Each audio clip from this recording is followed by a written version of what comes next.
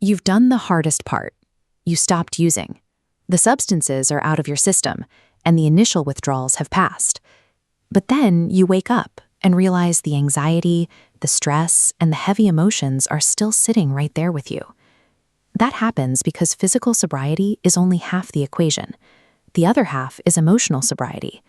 This is your ability to experience, process, and regulate the full spectrum of your emotions without needing to escape them. Today, we are going to build a toolkit to help you manage those overwhelming moments.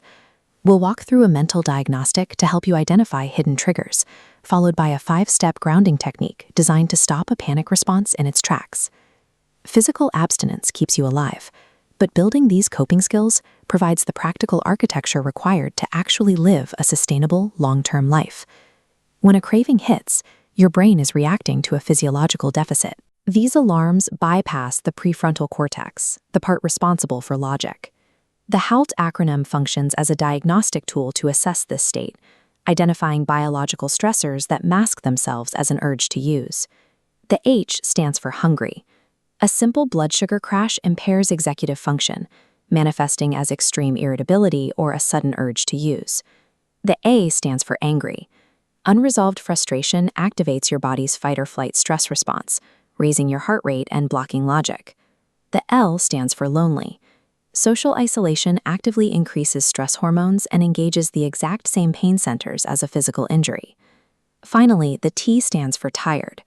Sleep deprivation destroys impulse control and creates decision fatigue, making old habits seem incredibly appealing. By running this diagnostic and fulfilling the biological need first, by eating a meal, taking a nap, or calling a friend, you strip the craving of its physical fuel before it leads to a relapse. Sometimes, fulfilling a biological need isn't enough. When an anxiety loop takes over, you must use a physical intervention to break out of it. Let's prepare to do that right now. Sit back comfortably. Plant your feet firmly and flat on the floor. Now, take one deep, purposeful breath. Grounding works because it forces your brain to stop cycling through past regrets and future anxieties, demanding that it process the immediate, physical present instead. We will use the 5, 4, 3, 2, 1 countdown. Focus entirely on the physical space around you. Step 5. Identify 5 specific things you can currently see. Look around the room and mentally name them.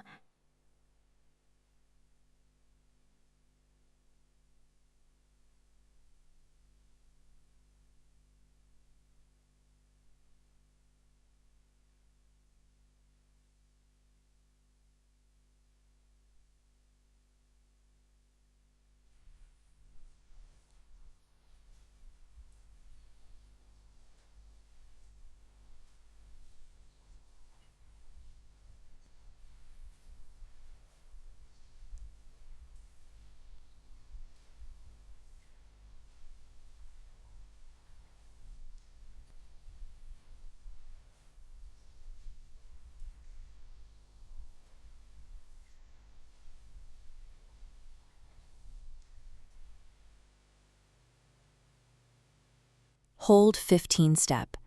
Identify 2 things you can smell or recall calming scents.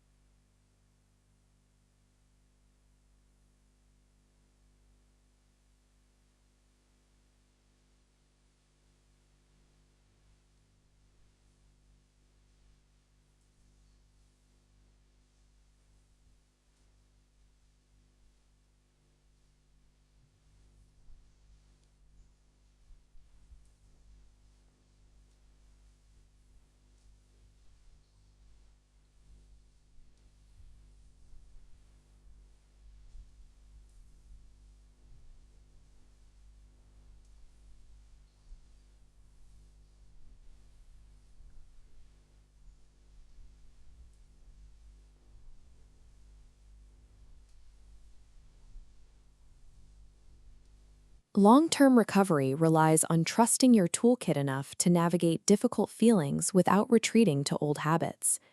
Every time you practice these steps, you reinforce a life built on awareness rather than